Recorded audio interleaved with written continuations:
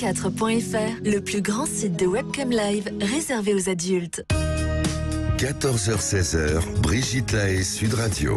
Jean-Louis Guilleneuf est avec nous. Vous êtes délégué du procureur à Versailles. On parle du harcèlement. On a compris que il y avait que la société a beaucoup avancé et que la société est du côté du harcelé. Mais on a aussi compris, grâce au témoignage de tous ceux qu'on écoute depuis tout à l'heure, que pour beaucoup de gens, c'est loin d'être simple. Bonjour Valérie. Bonjour Brigitte. Eh bien, merci de témoigner, Valérie. On vous écoute, allez-y. Mais de rien, je vous remercie.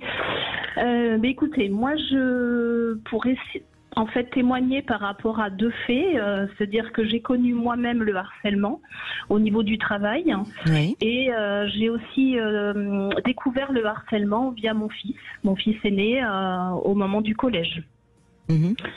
Voilà, donc quand on est maman, on vit très très mal ce genre de situation parce que c'est vrai qu'on pense qu'on fait bien les choses, qu'on prépare nos enfants, on les pense en sécurité aussi à l'école et puis en fait on s'aperçoit que ils sont pas forcément bien armés pour se défendre et répondre et que nous on est complètement décontenancés quand on découvre la situation aussi.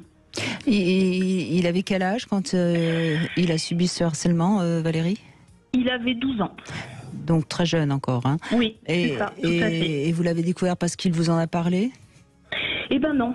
Alors c'est ça qui est terrible. Hein. Ouais. C'est ça, voilà. Alors que je pensais que c'est un enfant qui parle assez facilement et à qui j'ai appris à parler.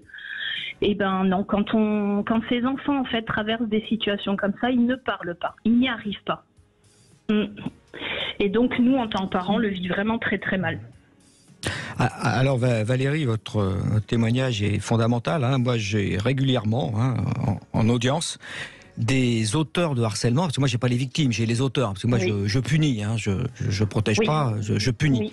Oui. J'ai des auteurs et j'en ai de plus en plus jeunes. Et il y a pas très longtemps, ils avaient 12 ans. Ils étaient en 5e ou en 6e et ils harcèlent le camarade.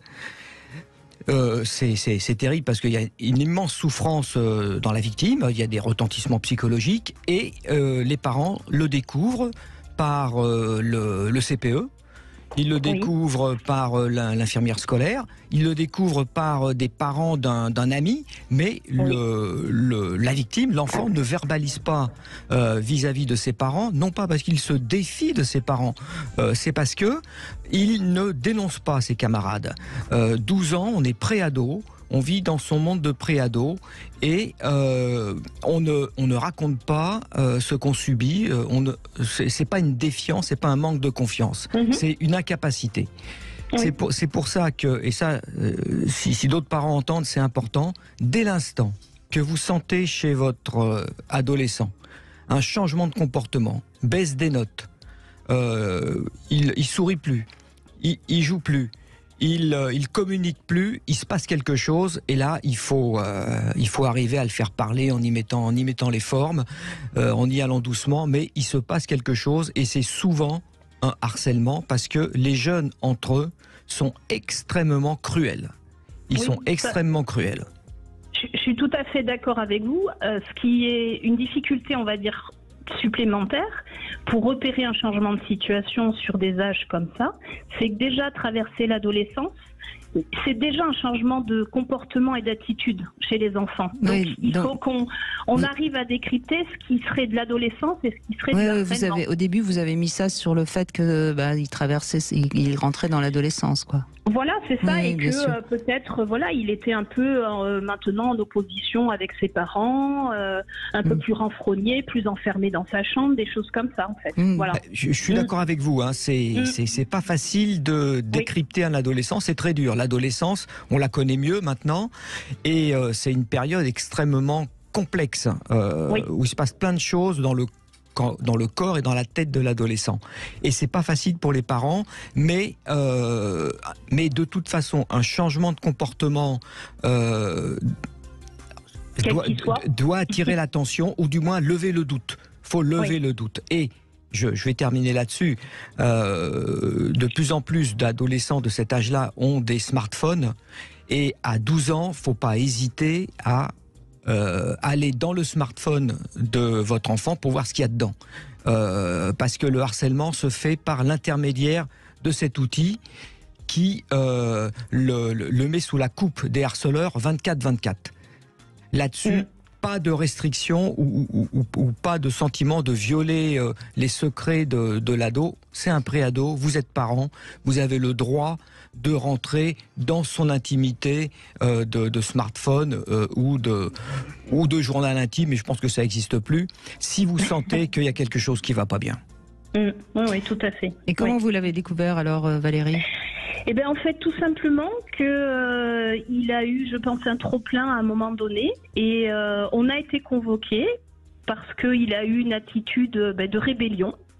Et il a eu un geste violent en fait, il a bousculé son camarade et je crois qu'il lui a carrément mis son poing dans la figure pour que la situation s'arrête. D'accord. Et c'est comme ça qu'on a découvert que ça faisait des mois que ça durait. Et donc, bon voilà, il y a eu l'intelligence de la CPE et des enseignants à ce moment-là qui ont su traiter les choses, voilà, qui ont marqué le fait qu'on ne peut pas, on va dire, réagir avec de la violence pour gérer une situation, qu'il aurait pu effectivement venir voir les enseignants, la CPE, enfin voilà, mais que son camarade, par contre, n'avait pas, n'était en aucunement autorisé à avoir ce genre d'attitude. Donc, ils ont été punis tous les deux d'une manière réparative, c'est-à-dire qu'ils ont dû nettoyer une salle de classe, mais ensemble. Et l'agresseur, par contre, a dû faire une lettre d'excuse adressée à notre fils. Voilà, et ses parents étaient tenus au courant, comme nous. Donc ça a été réglé au lycée et c'est pas passé par la justice. Non, c'est pas plus mal. Non. Ouais. Oui, on a pu gérer ça. C'est pas indispensable. Voilà. Alors, quand on peut le faire. Alors attention, parce que ça se passe pas toujours aussi bien que ça. Hier, j'ai traité une affaire et ça s'est pas passé comme ça. Celui qui a mis la main dans la figure de son harceleur s'est fait renvoyer du collège. Et alors, c'est ce qui est parfaitement injuste. Parce qu'effectivement, il avait un peu tapé son harceleur. Mais ça, c'est une réaction de défense. Ça s'explique. Ça se justifie. Alors, ce qu'il faut savoir, et ça, je le regrette parce que c'est pas assez répandu, c'est que lorsqu'il y a un conseil de discipline, la présence d'un avocat est tout à fait autorisée. Il ne faut pas hésiter, pour les parents qui ont leur enfant qui passe en conseil de discipline, de se faire assister par un avocat qui défendra. Pour éviter que l'enfant se fasse renvoyer du collège. Merci beaucoup Valérie, merci beaucoup Jean-Louis Guilleneuve. J'espère que ceux qui nous écoutent seront mieux armés grâce à votre boîte à outils contre le harcèlement. Tout de suite vous allez retrouver C'est votre avenir. Demain on sera avec Michel Odoul et on va écouter vos mots du corps pour que vous alliez mieux, pour que vous puissiez prendre soin de votre santé. Je vous dis à demain.